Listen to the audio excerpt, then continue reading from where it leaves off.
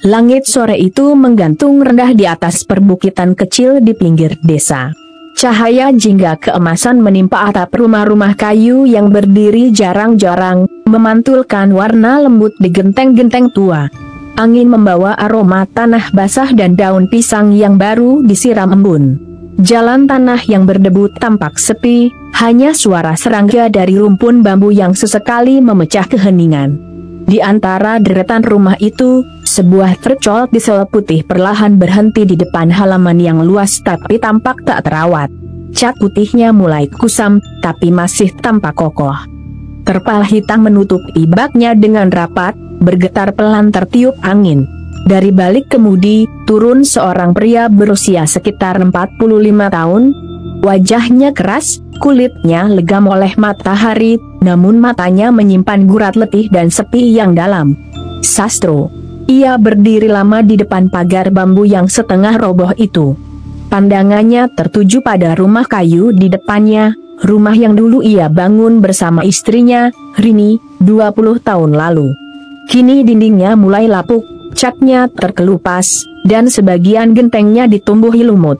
Namun yang paling terasa dari rumah itu bukan kerusakannya, melainkan kehampaannya. Masih sama, gumam Sastro lirih. Cuma sudah tidak ada suaranya lagi. Ia membuka pagar, langkah kakinya menimbulkan bunyi gemeretak di atas tanah kering yang retak. Setiap sudut halaman menyimpan kenangan. Di bawah pohon jambu itulah Rini dulu suka duduk sore-sore, menunggu Sastro pulang dari perjalanan. Sekarang hanya ada kursi bambu yang patah di satu kakinya. Sastro menarik napas panjang. Matanya beralih ke truk putihnya, kendaraan yang selama ini menjadi sumber rezekinya, tapi juga sumber penyesalan. Ia sempat ingin menjualnya, tapi setiap kali niat itu muncul, bayangan Rini kembali datang dalam mimpi. Kadang ia terbangun di tengah malam mendengar suara pintu truk dibuka, padahal halaman kosong. Ia berjalan ke tangga rumah, menepuk-nepuk debu di kakinya, lalu berdiri di depan pintu yang sedikit terbuka. Udara di dalam rumah lembab dan berdebu, seolah waktu berhenti sejak seseorang pergi dan tak pernah kembali. Ia masuk pelan-pelan, menatap foto pernikahan mereka yang masih tergantung di dinding, miring sedikit ke kanan. Senyum Rini dalam foto itu seakan hidup, lembut dan hangat seperti dulu. Sastro menurunkan tasnya dan duduk di kursi rotan. Ia menatap langit-langit, mendengarkan suara jangkrik di luar yang mulai meninggi, tanda malam akan datang. Rin, suaranya hampir seperti bisikan. Kalau saja waktu bisa diulang, aku nggak akan ninggalin kamu sendirian. Angin tiba-tiba berhembus dari jendela, membuat tirai lusuh bergoyang perlahan. Sastro menoleh. Dari celah kaca, ia melihat bayangan putih bergerak di halaman, samar, seperti seseorang berdiri di dekat truk. Ia mengerjap, memastikan pandangannya tidak menipu. Tapi bayangan itu tetap di sana. Dadanya bergetar. Ia berdiri, langkahnya berat. Siapa itu, teriaknya pelan, tapi tak ada jawaban. Ia keluar rumah, menatap halaman yang mulai diselimuti cahaya senja. Di sana, di samping truk putihnya, berdiri seorang wanita dengan rambut panjang terurai, memakai baju berwarna pucat, baju yang sangat ia kenal. Wanita itu menatapnya lembut, seolah waktu tak memisahkan mereka. Sastro terpaku. Bibirnya bergetar. Rini, senyum itu muncul, senyum yang dulu menenangkannya setiap kali pulang. Dan di antara desir angin sore, suara lembut itu terdengar untuk pertama kalinya setelah setahun. Kamu pulang juga, Mas? Sastro tidak percaya pada apa yang dilihatnya. Sosok itu berdiri diam di samping truk diesel putihnya, dengan baju kebaya krem dan kain batik biru yang sangat ia kenali, pakaian yang Rini kenakan pada hari terakhirnya di dunia. Rambutnya terurai rapi, sebagian tertiup angin sore yang lembut. Cahaya senja membuat wajahnya terlihat hidup, meski kulitnya tampak pucat seperti sinar bulan. Rini, suaranya pecah, kamu, itu kamu, kan? Wanita itu tersenyum samar, langkahnya pelan mendekat, seperti takut membuat suara terlalu keras. Iya, Mas. Aku. Kamu akhirnya pulang juga. Sastro hanya bisa terpaku. Nafasnya berat. Matanya panas menahan air mata yang sejak lama ia sembunyikan. Ia melangkah 1 kali ke depan, lalu berhenti lagi. Ini mimpi, ya gumamnya. Atau aku sudah gila? Rini menggeleng lembut. Kamu cuma capek, Mas. Tapi aku beneran di sini. Suara itu, lembut dan hangat, persis seperti dulu. Tapi ada sesuatu yang aneh. Setiap kali Rini berbicara, udara di sekitar mereka terasa dingin menusuk. Bahkan angin berhenti, dan suara jangkrik pun lenyap seketika. Sastro memalingkan pandangan sebentar ke arah truk. Terpal hitam di bak belakang bergoyang pelan, padahal tidak ada angin. Hatinya berdebar. Ada sesuatu yang terasa tidak semestinya di sana. Namun begitu ia menatap kembali ke arah Rini, ketakutan itu lenyap, tergantikan oleh rasa rindu yang menyesakkan dada. Kamu masih nyimpen truk ini? Tanya Rini, menatap colt diesel yang mulai usang. Masih, jawab Sastro pelan. Aku nggak bisa jual. Ini satu-satunya yang tersisa. Rini menatap truk itu lama, seperti sedang mengenang sesuatu.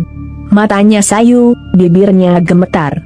Dulu kamu janji mau berhenti nyetir jauh, Mas.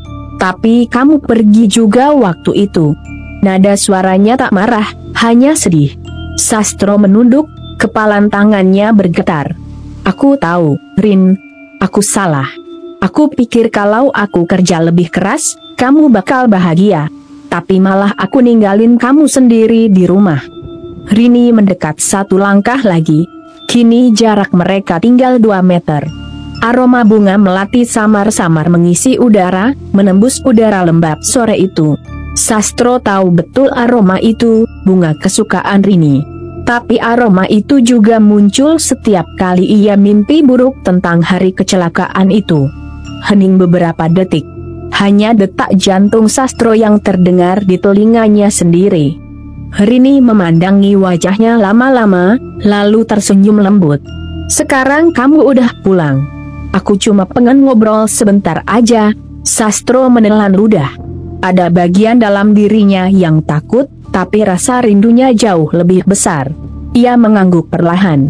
Baik, Rin. Kalau ini mimpi, aku nggak mau cepat bangun. Rini tertawa kecil, tawa yang dulu membuat halaman rumah terasa hidup. Ia lalu berjalan menuju kursi bambu tua di bawah pohon jambu, duduk di sana seperti kebiasaannya dulu. Sastro mengikuti, duduk di kursi seberangnya. Langit makin gelap, warna jingga memudar jadi ungu, dan kabut tipis mulai turun dari arah sawah. Mereka duduk berhadapan dalam diam. Tak ada kata yang terucap beberapa saat, hanya tatapan yang penuh kenangan. Rini kemudian berkata lirih, hampir seperti bisikan.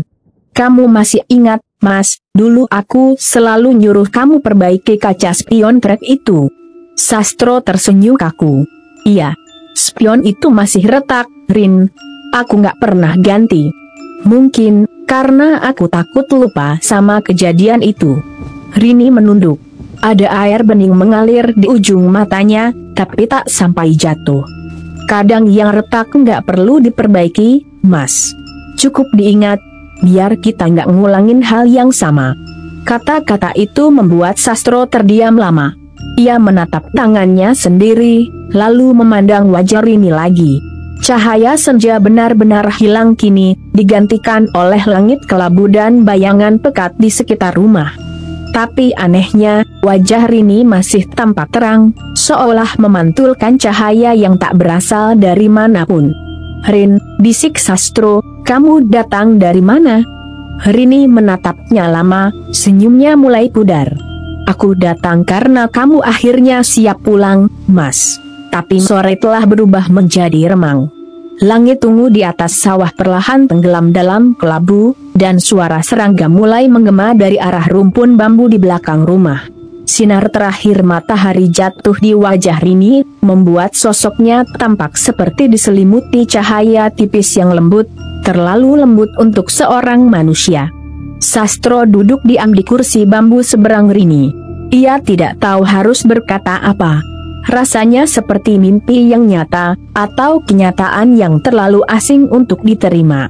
Tangannya masih bergetar halus, tapi hatinya sedikit lebih tenang. Ia memandangi Rini lama-lama, matanya, gerak bibirnya, bahkan cara ia menunduk. Tidak ada yang berbeda. Semua sama, kecuali satu hal, tidak ada napas yang keluar dari bibirnya. "Aku kangen kamu, Rin," kata Sastro akhirnya, suaranya parau. "Rumah ini terasa mati tanpa kamu." Rini tersenyum, menatap halaman yang kini dilapisi kabut tipis. "Rumah ini nggak mati, Mas. Cuma nunggu kamu pulang." Sastro menunduk. "Aku takut pulang. Aku takut lihat semuanya tanpa kamu di sini." "Tapi kamu datang juga," jawab Rini pelan. "Itu artinya kamu udah siap." Hening sesaat. Angin berhenti lagi, daun jambu tak bergerak sama sekali. Sastro mencoba tersenyum, tapi suaranya pecah ketika berkata, "Aku masih nggak ngerti, Rin. Kenapa kamu harus pergi duluan?" Rini menatapnya dalam, tatapan yang membuat jantung Sastro berdebar tak karuan. "Kadang bukan soal siapa yang pergi dulu, Mas. Tapi siapa yang bisa ikhlas lebih dulu." Ucapan itu seperti pisau yang pelan-pelan mengiris hatinya. Ia memejamkan mata, mengingat malam kecelakaan itu, suara mesin truk, hujan deras, dan teriakan yang sampai sekarang masih membangunkannya dari tidur setiap malam. Air matanya jatuh. "Kalau aja aku nggak marah waktu itu, kalau aja aku nggak nyalain mesin." Rini berdiri, langkahnya ringan seperti kabut. Ia berjalan mendekat, lalu berdiri di sampingnya. Tangan halusnya menyentuh bahu Sastro, dingin, tapi menenangkan. "Udah, Mas. Aku nggak marah. Aku cuma sedih kamu nggak mau maafin diri sendiri." Sastro mendongak, matanya memerah. "Gimana aku bisa maafin diri sendiri kalau aku yang bikin kamu mati?" Rini tersenyum lembut, meski matanya berkaca-kaca. "Aku nggak mati karena kamu, Mas. Aku mati karena waktu kami memang sudah selesai." Hening menggantung di udara. Dari jauh, terdengar lolongan anjing, panjang dan serak, menembus kesunyian desa. Sastro menelan ludah, menatap ke arah jalan yang mulai gelap. Suara lolongan itu seolah datang dari arah kuburan di ujung kebun, tempat Rini dimakamkan. "Kamu, dari sana?" ya tanyanya pelan. Rini tidak langsung menjawab. Ia hanya memandang langit, seolah mendengarkan sesuatu. "Aku datang karena kamu manggil aku setiap malam. Aku cuma pengen kamu tenang, Mas. Aku nggak mau kamu terus nyalahin diri sendiri." Sastro mengusap wajahnya. Aku cuma pengen lihat kamu sekali lagi." "Sekarang kamu udah lihat," jawab Rini lembut. "Tapi aku cuma bisa sebentar, Mas. Setelah malam ini, aku nggak bisa datang lagi." Sastro tersentak. "Kenapa?" Rini menatapnya dengan tatapan iba. "Karena tempatku bukan di sini. Aku udah terlalu lama nunggu kamu pulang. Sekarang kamu udah di sini, waktuku buat berpamitan juga datang." Suasana tiba-tiba berubah. Angin bertiup pelan tapi dingin, membuat dedaunan di sekitar mereka bergoyang serempak. Terpal hitam di bak truk kembali bergetar, kali ini lebih keras, seperti sesuatu di bawahnya ikut bergerak. Sastro berdiri, menatap ke arah truk. "Apa itu, Rin?" Rini menatapnya, senyumnya kini mulai pudar. "Itu bukan apa-apa, Mas. Cuma sisa kenangan yang belum kamu buka." "Kenangan?" "Iya. Yang kamu tutup rapat-rapat dengan terpal hitam itu." Sastro terpaku. Ia menatap truk itu lama, truk yang sejak setahun lalu tak pernah ia buka baknya. Dadanya terasa berat, matanya panas. Rini berjalan menjauh, berdiri di sisi truk itu, tangannya menyentuh terpal yang menutup bak. "Mas," suaranya pelan, hampir tenggelam oleh desir angin. "Kalau kamu berani buka, kamu bakal ngerti kenapa aku datang malam ini." Sastro menatap terpal hitam itu lama. Hatinya bergemuruh, tapi kakinya seolah tertancap di tanah. Udara di sekitarnya mulai berubah, lebih dingin, lebih berat. Dari sela-sela daun bambu terdengar suara lirih seperti bisikan, dan cahaya senja terakhir kini hilang sepenuhnya. Rini masih berdiri di sisi truk. Tangannya menyentuh ujung terpal. "Kamu ingat malam waktu hujan itu, Mas?" Suaranya tenang, tapi di telinga Sastro terdengar seperti datang dari dua arah sekaligus, dari depan dan dari dalam dirinya sendiri. Langit mulai mendung, meski belum ada hujan. Sastro melangkah pelan, mendekat. "Aku ingat," katanya lirih. "Malam waktu aku mau berangkat ke Surabaya. Kamu marah karena aku nggak mau nurutin permintaanmu buat berhenti nyetir jauh." Rini menatapnya, matanya berkilat samar seperti memantulkan petir yang jauh di langit. "Aku nggak marah, Mas. Aku cuma takut. Takut kehilangan kamu." Sastro menunduk. Ia bisa mendengar lagi suara truk malam itu, suara hujan deras menghantam atap, dan teriakan Rini memanggil namanya dari luar rumah. Semua kembali nyata, jelas, menusuk. Ia melihat dirinya sendiri di dalam kenangan itu, marah, lelah, menyalakan mesin truk tanpa menoleh ke belakang. Rini berlari dari teras, berusaha menghampiri, tapi langkahnya tergelincir di tanah becek. Sastro memundurkan truknya terlalu cepat. 1 detik yang tak pernah bisa ia lupakan. 1 benturan kecil yang mengubah segalanya. Hujan, teriakan, kaca pecah, dan dunia yang tiba-tiba berhenti. Sekarang, di halaman rumah itu, Sastro menutup wajahnya dengan kedua tangan. Tubuhnya bergetar hebat. "Aku nggak sengaja, Rin. Aku nggak sengaja." Rini tersenyum sendu, berjalan mendekat. Tangannya menyentuh bahu Sastro, dingin tapi menenangkan. "Aku tahu, Mas. Dari dulu aku tahu. Tapi kamu nggak pernah mau dengerin aku waktu aku datang di mimpi." Angin berembus, membawa aroma melati semakin kuat. Dari arah bak truk terdengar suara lembut, seperti tetes air yang jatuh satu per satu. Sastro menatap ke sana, matanya buram oleh air mata. "Aku udah simpen semua barangmu di situ, Rin, baju, selendang, surat, semua." Rini mengangguk. "Itu sebabnya aku datang. Buka terpal itu, Mas. Lepasin aku." Sastro menatapnya dalam-dalam. Ia tahu, jika ia menuruti kata-kata itu, sesuatu akan berakhir malam ini, entah penyesalannya, atau dirinya sendiri. Udara malam menebal. Angin berhenti berembus. Suara serangga lenyap seketika, seolah seluruh desa ikut menahan napas. Di depan rumah kayu itu, Sastro berdiri kaku menatap tercolok diesel putih yang kini terasa asing baginya. Terpal hitam di atas baknya bergetar perlahan, seperti menunggu disentuh. Rini berdiri di samping truk, wajahnya lembut namun sendu. Matanya yang biasanya hangat kini berkilau aneh, memantulkan cahaya yang tidak berasal dari manapun. "Mas," suaranya lirih. "Udah waktunya." Sastro melangkah mendekat. Tangannya gemetar saat meraih ujung terpal. "Kalau aku buka ini, kamu beneran pergi, Rin?" Rini tersenyum tipis. "Aku nggak pernah benar-benar pergi, Mas. Aku cuma tersesat di ingatanmu." Kata-kata itu menancap dalam. Dengan napas berat, Sastro menarik terpal itu perlahan. Kain hitam itu terangkat, menyingkap isi bak yang selama ini ia tutup rapat. Di sana, hanya ada selendang Rini, baju kebaya yang sobek di ujungnya, dan bunga melati kering yang sudah memudar warnanya.